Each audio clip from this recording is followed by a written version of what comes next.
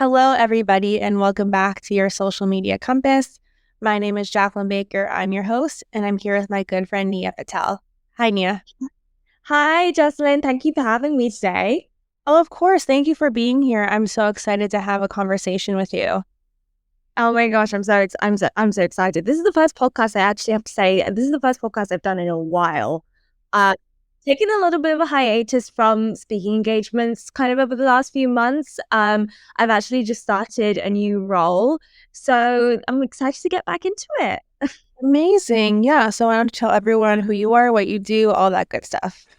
Yeah, so hi everyone, I'm Nia and I am social media executive at TBH Talent, which is an influence marketing agency based in the UK currently. So, for anyone that doesn't know what an influence marketing or a talent management agency is, we basically manage influencers and creators. And when we say manage, we mean we handle all of their brand deals, their partnerships, anything, any kind of work that they do, we will kind of manage that for them. So whether that's logistics, gifting, events that they're going to, that's what we do. And I manage the company's social media accounts. So our YouTube channel, our Instagram accounts, our TikToks, that's kind of my role. Amazing. Yeah. No, you are super busy. I see on your LinkedIn you're doing so many amazing things. Oh my gosh, I've been trying so hard to stay consistent on LinkedIn lately, but I feel like this is such a busy time of year. And I knew when I started my full-time job that it was gonna have to take a little bit of a backseat. But people have been saying that they've still been seeing my posts, like my old posts, pop up on their feed, which does make me really happy. Yeah, because you have right now around 18,000 followers and your posts get tons of comments and likes. Yeah, I mean, I will admit that the last couple of weeks, my engagement, probably because I'm so in it and I've noticed it, my engagement has dropped off a little. And I can be quite hard on myself when it comes to my own personal brand. I think a lot of creators can relate to being quite hard on themselves when it comes to their content.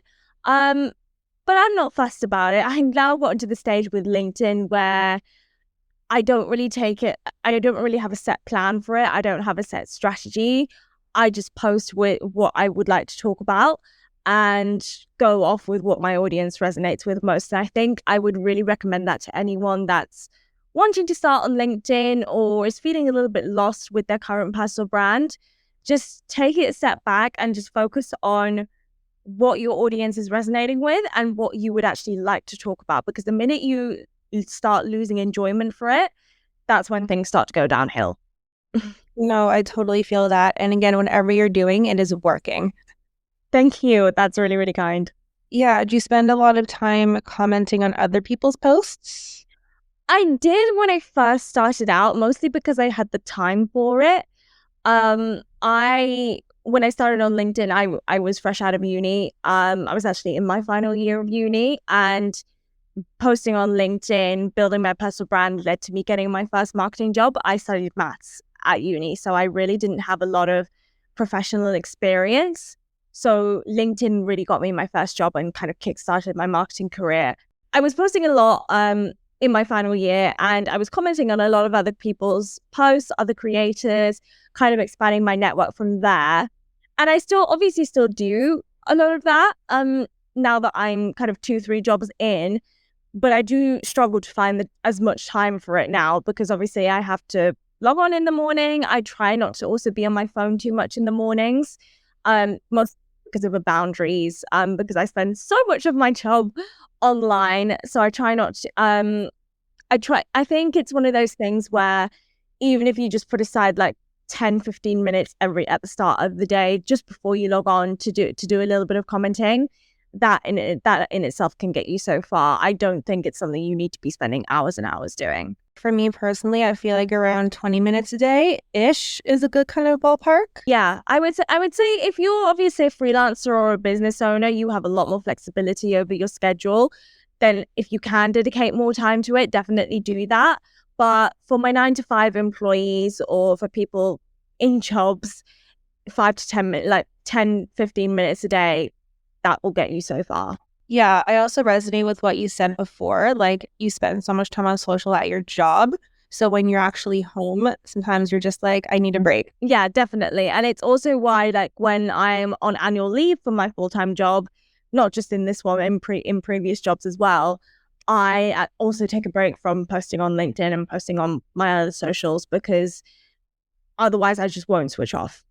I won't switch off. And it's even got to the point where actually my parents have noticed it as well, where I take a week off work, but I'm still working, but in inverted commas, working, because I'm writing content. I'm using my spare time to write content or post or comment and things like that. And it's good to use your free time for that, but you are going to have to switch off at some point. Otherwise, you're going to head to burnout very, very quickly. I know, like I keep my phone on night mode after 8 o'clock at night. Otherwise, it's just too much for me. Yeah, I something that I've started doing is after dinner. So I usually have dinner around about 7:30, 8 o'clock. I'll put my phone down to charge and I won't touch it for the rest of the evening until the next morning. And my phone charger is in kind of like in a far corner of my room, and I sit on my bed, and during my evenings I sit on my bed and watch TV. So it takes a bit of effort for me to get up from my bed and go to my phone. So I would definitely recommend it if anyone listening is trying to find a way to switch off in the evening and trying to wean themselves off the phone addiction. Put your phone, ideally it should really be in another room. That's something that does give me a little bit of anxiety though. So ideally it should be in somewhere where it will take a lot of effort for you to get to. Putting that sort of barrier, you need to put that sort of barrier in place where you're kind of get to the stage like, I can't be asked to go and get my phone. Once you start reacting like that, then that's when you know it's far enough away and you're going to switch off. Yeah. Remind me, how much time roughly do you spend right now, like on LinkedIn? God, I wouldn't say it's a lot, because otherwise I would remember the figure like that. Per day, 15, 20 minutes as a rough in the morning. Obviously I do check it and stuff throughout the day, but that's mostly like just notifications and like a quick check of my notifications, and then I'll go out of the app. I'm not really like, in terms of like a set time period, it's usually 15, 20 minutes at the start of the day, and then I don't look at it that focused. Yeah. Do you do like any freelance work? Well, so the reason I got to my current job actually, is because I was made redundant from the previous job that I had. And during that time, I did do some freelance work just to keep money coming in, while I was looking for another full-time role. And then once I got my full-time role, stopped doing the freelance work. It has been something that I had been thinking about while I was out of work. But for me, I think I just really like the stability of being in a 9 to 5. Also learning a lot. I'm still quite early on in my career. Even though I'm 3 jobs in now, and I'm sort of at the mid-level, there's still a lot for me to learn. And I do have that ambition to kind of progress into a senior role. So right now for me, a 9 to 5 is kind of where it's at. But I have dabbled in freelancing in the past. Yeah, no, I love that, because I always say like not all jobs are perfect for everyone, and you have to find like what works for you. Yeah, and I think it's very natural that LinkedIn, because of a lot of people in my network are freelancers and business owners, so you do kind of feel that pressure to want to quit your 9 to 5, but that's not going to be for everyone.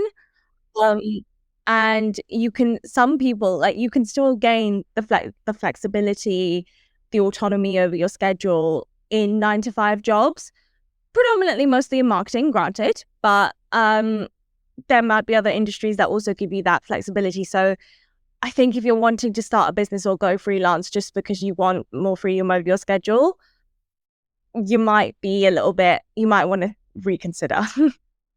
I know, because like my hours are so unique. I feel like every single day I never know what's going to happen. Yeah, fair. It's just the way it is. Like some days I'll work a few hours, because it just isn't that busy. And then other days it's like 10 hours. Mm-hmm. Yeah, it honestly depends. And even in a 9 to 5 as well, you will get your hours will vary. Like there might be some days where you might finish a little bit earlier. There might be some days and you have a little bit more downtime to work on kind of wider projects. There might be some days where you're just so in and so focused that you kind of decide that you kind of just you look at you suddenly you're at your desk at 9, you look up, it's suddenly 5 o'clock. I know. Oh, that happens to me all the time. And I'm like, wait, did I eat lunch? I don't even remember. Yeah, it's honestly, and you know what, the way with the daylight savings over here now, it really does feel like that. By like 3, 4 o'clock, the sun starts to set, and you start to cut you, and you're like you're trying to keep your mind whirring, but you know it, you kind of feel it switching off because it's getting dark. No, I completely agree with you. Yeah, I realized we haven't chatted much about influencers. Tell me a bit about that. Like, how do you work with them? Yeah, so because I'm in social media at my company, I'm kind of my own department. So I'm not necessarily involved in the talent management aspect of our business specifically. But what we do as a business is manage influencers. So kind of as I said at the start of the episode, all of the brand deals, partnerships, events that our talent go to, all of the projects that they want to work on, we will kind of work with them on that. We will manage their logistics, get them invites to aids, outreach to brands that they want to work with for. So we basically kind of accelerate their influencing career. That is what a manager does. No, that's super cool. That's amazing. Yeah. And it's really interesting because influencer marketing is such a growing industry. It's one that I have a personal interest in as well. Mostly because I grew up in the OG era of YouTube. It's definitely been a personal interest of mine. But I love it. I really love it.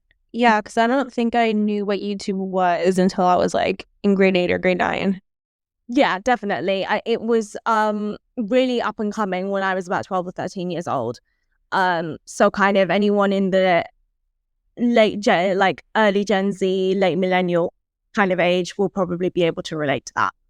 Yeah, because I was so confused about what it was at the time. Also, because there weren't that many videos out there. Yeah, it's definitely become a lot more saturated now.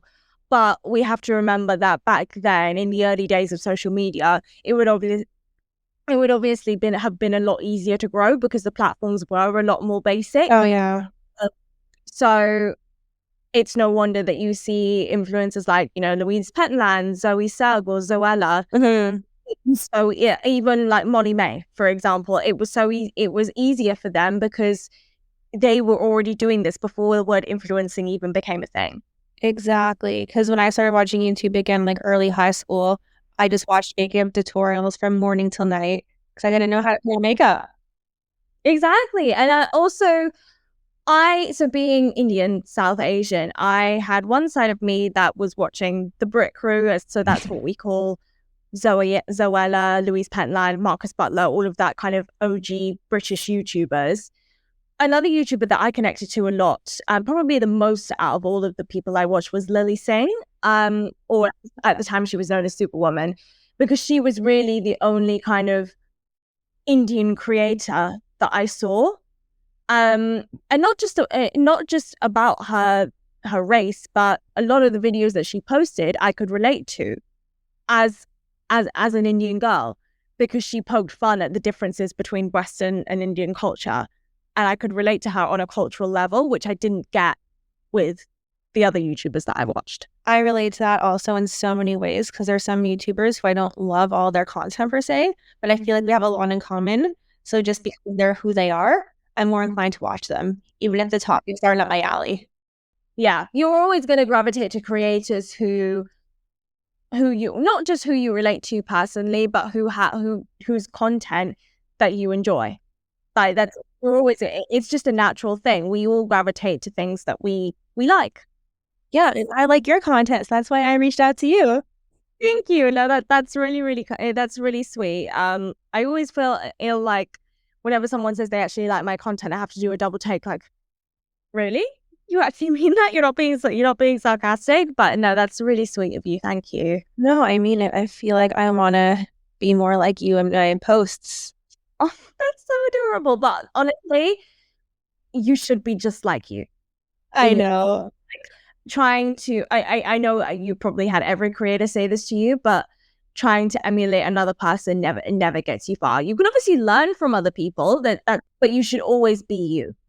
As cliche as that sounds, just like, because you can tell your story. For sure. And you have to post about things that you actually like.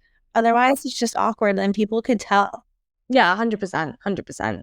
Because I've tried to force things in the past, or like not force things, but I was like, hey, maybe I should talk about this because it's super trendy. And I'm just not into it. Yeah. And there will be some times when it's relevant to you. There will be some times when it won't. You don't need to jump on every trend if it doesn't work. I rarely jump on trends on LinkedIn, to be fair, because it just doesn't work for my brand. Only on like the extremely rare occasions will I do so. I know. Then it's just like, I guess the word would be like kind of cringe. You're like, oh, I don't feel this. Yeah, exactly. Tell us, do you have any final words of wisdom, any thoughts, advice, anything you want to share before we wrap up? I would say to everyone listening that might want to get into marketing or might want to kind of kickstart their marketing career, start building a personal brand of some sorts. And it doesn't have to be on LinkedIn. If you find that you're kind of a more visual person when it comes to content, Instagram is a really good way to go. If you really love video, TikTok or YouTube are really, really good platforms. You don't have to. LinkedIn is great, and I owe my entire career to LinkedIn, but I'm fully aware that it's not the only platform out there that you can use to build a personal brand. So build a personal brand, not necessarily on LinkedIn. No, I agree with that. And it's also like knowing how to be flexible, because sometimes a certain platform will work for you for years and then it kind of changes and you have to realize, let's see if this is still appropriate for me. Yeah. And I would also say as well that you don't have to be spread across every single channel as well. I have LinkedIn and Instagram, but I tend to primarily focus more on LinkedIn because that's where the majority of my audience is. So I would definitely start with pick one platform and start on that. And if you find that you're having a little bit more capacity or you're having a little bit more time, then you can consider adding another social media channel. But when you're starting out, I would definitely just pick one. I completely agree with you. I think you're absolutely right.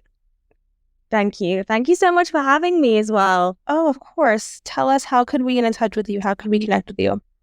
Yes, so you can connect with me on LinkedIn. It's just Nia Patel. I have kind of a grey background and I'm in a little dress to recognize me. And in my headline, it's social media executive at TBH Talent. So that's how you can recognize me on LinkedIn. I also have my Instagram at Marketers in Progress, where I kind of post. Now it's kind of more like a kind of day in the life. But I also have some tips on how to get into marketing and how to build your marketing career on there. So you can check that out as well. Fantastic. And all of Nia's information will be in the show notes, so you could easily keep up with her. Thank you so much for taking the time again to be here, Nia. And thank you to everyone who took the time out of your day to listen. I hope you found it valuable and insightful. And until next time, I will see you all very soon. Thank you guys for having me. Of course. Bye, everybody. See you soon.